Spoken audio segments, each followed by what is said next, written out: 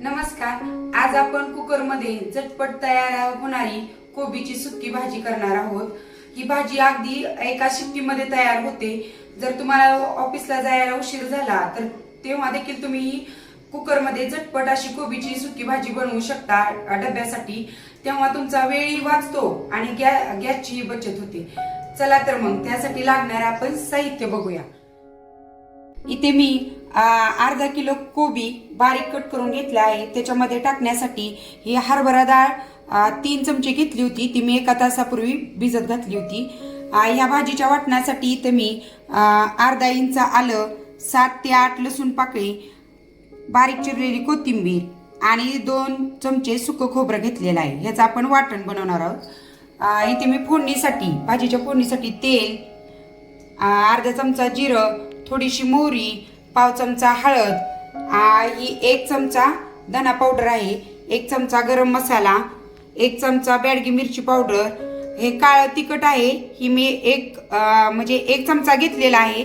तुम्ही जास्त तिखट खात असाल तर जास्त घेऊ शकता. आणि शेंगदाणा कुटाची जाड अशी भरड आणि चवीनुसार मीठ. अगोदर आपण वाटण बनवून घेतोय.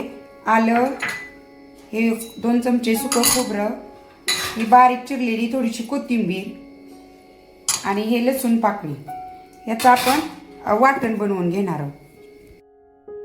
असं हे वाटण मी मिक्सरमध्ये बारीक वाटून घेतलेलं आहे. आता आपण भाजी कुकरमध्ये फोडणी घालणार आहोत.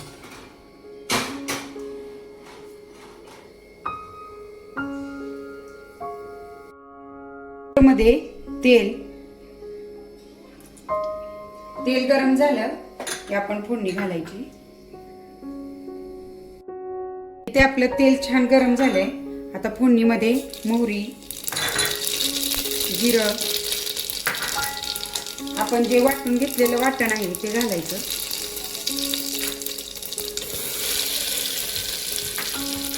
त्याच्यामध्येच हळद, धने पावडर, गरम मसाला, बेडगी मिरची पावडर आणि काळं तिखट आणि छान असं परतून घ्यायचं.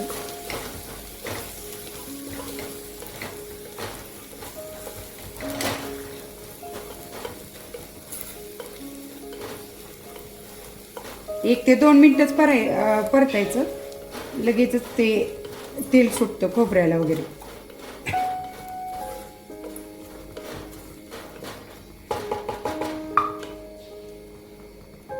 आणि ह्याच्यामध्येच आपण बारीक कट करून घेतलेला अगदी अर्धा ते 1 मिनिटच हे मी परतलं.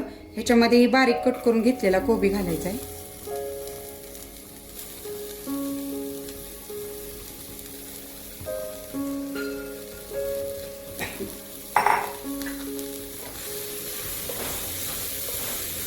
आणि हे चांगलं मिक्स करून घ्यायचं. आणि ह्याच्यामध्येच आपण ही भिजत घातलेली हरभरा डाळ देखील टाकायची.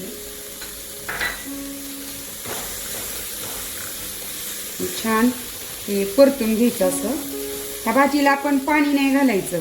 पाणी न घालताच एका शिट्टीमध्ये ही छान भाजी शिजते. पाणी घातल्यानंतर ही भाजी बेचव होते अशी. हे असं छान परतलं की आता आपण मसाला सगळा व्यवस्थित मिक्स करून घ्यायचा. मसाल्यांमध्ये कोबी छान परतून घेतल्यानंतर त्याच्यामध्ये चवीनुसार मीठ घाला आणि हे शेंगदाणा कूट, हे व्यवस्थित मीठ भाजीमध्ये मिक्स करून घ्यायचं, कारण आपण नंतर या भाजीला हलवणार नाही.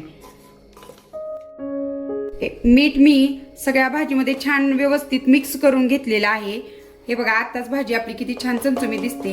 आणि ह्याच्यामध्ये 1 थेंबी मी पाणी घातलेलं नाही, कारण ह्याच्यामध्ये जे आपण मीठ घातलेलं असतं त्याच्यामुळं भाजीला थोडंसं पाणी सुटतं आणि तेवढंच पाणी भाजी शिजण्यासाठी आपल्याला पुरेसं होतं.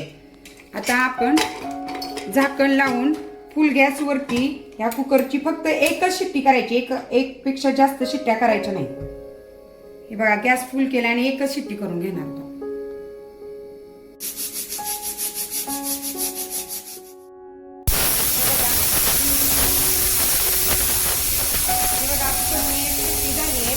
आता मी गॅस बंद करते.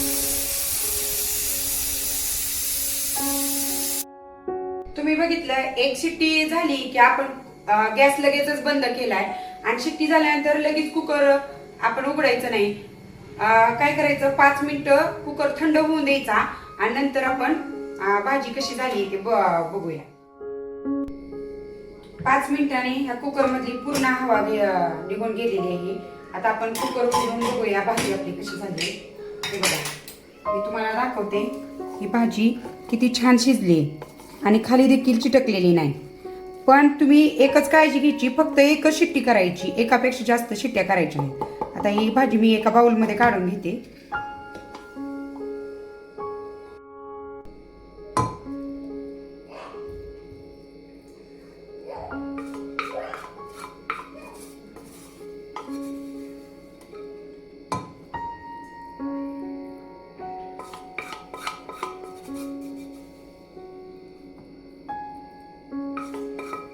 इथे तुम्ही बघू शकता आपली ही भाजी देखील किती छान शिजली आहे. हे बघा, हे बघा काळं तिखट घालून केलेली ही आपली झणझणीत कोबीची भाजी तयार झालेली आहे आणि कुकरमध्ये अगदी कमी वेळात आणि झटपट तयार झाली आहे ही भाजी. ह्या भाजीला पाणी देखील वापरायचं नाही आणि मला फुल गॅसवर एक शिट्टी व्हायला फक्त 2 ते 2.5 मिनिटाचा वेळ लागला. तुमची आता भाजी कितपत आहे किंवा आणि तुमच्या गॅसची फ्लेम कशी चालते याच्यावर 1-2 मिनिट इकडे तिकडे होऊ शकतं, पण झटपट तयार होते आणि एका शिट्टीतच ही भाजी शिजते. आता याच्यावर आपण अशी बारीक चिरलेली कोथिंबीर घालून घ्यायची आणि ही आपली झटपट अशी काळ्या तिखटाची कोबीची भाजी तयार आहे.